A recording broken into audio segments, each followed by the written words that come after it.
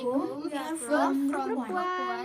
Okay, I will explain about semantic and pragmatic. Semantic is a branch of linguistics which is dealing with the discussion of meaning of linguistic units. Meanwhile, pragmatic is a branch of linguistics which is dealing with the discussion of meaning of linguistic units when they are already in level of use. And there is a philosophy, a branch of philosophy that dealing with the meaning, namely semiotic. Semiotic is a discussion of science system. And there is a concept, namely semantic triangle, that proposed by Ocker and Richards. So the concept is same, the object is same, but how we label it is different.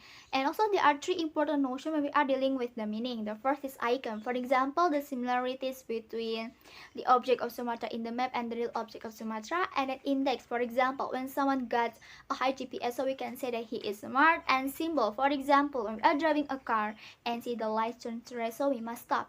And next we'll talk about lexical semantic. In lexical semantic, there are lexical relations that becomes a main discussion of lexical semantic. In lexical relation, there are homophony, homography, homonymy, polysemy, synonymy. In synonymy, there are connotative meaning versus denotative meaning, and then antonymy. In antonymy, there are complementary antony versus gradable antonyms, and then metonymy, hyponymy, meronymy. And also in lexical semantic, there are lexicon. Lexicon is a vocabulary of language, and the lexical items is a single word, a part of word, or branch of word that form in the basic element of language lexicon. And then lexeme. Lexeme is a fundamental unit of language lexicon.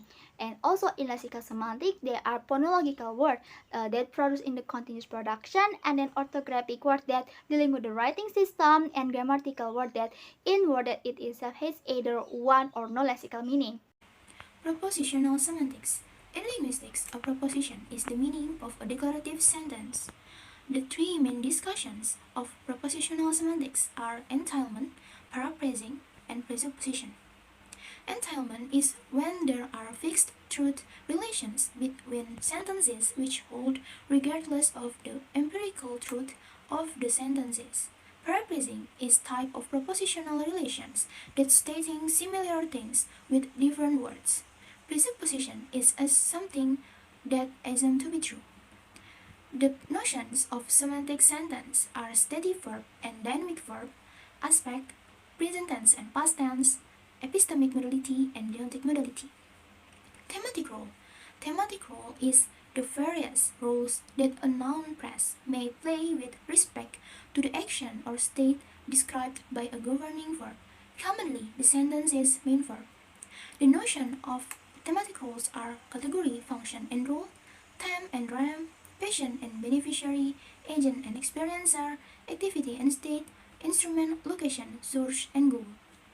Meaning component. Meaning component is one use of semantic component is that it enables us to define lexicon relationship. Component analysis often use binary features format.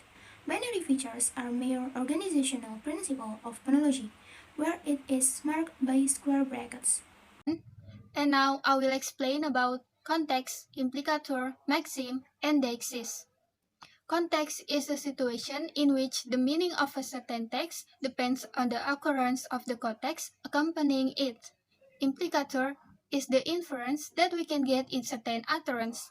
There are two kinds of implicator, conventional and conversational implicator. Maxim. There are four types of maxim. Maxim of quantity, maxim of quality, maxim of relevance, and maxim of manner. Deixis is a characteristic function of expressions that depend on the speech situation.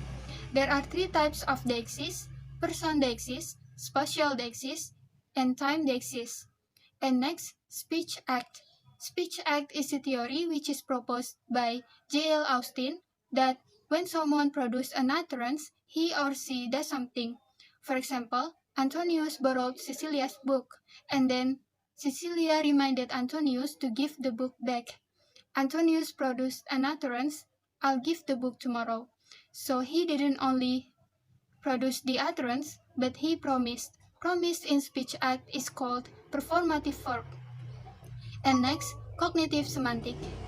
In cognitive semantics, there are several important aspects called categorization, polysemy, metaphor, metonymy, mental space, and image schemes.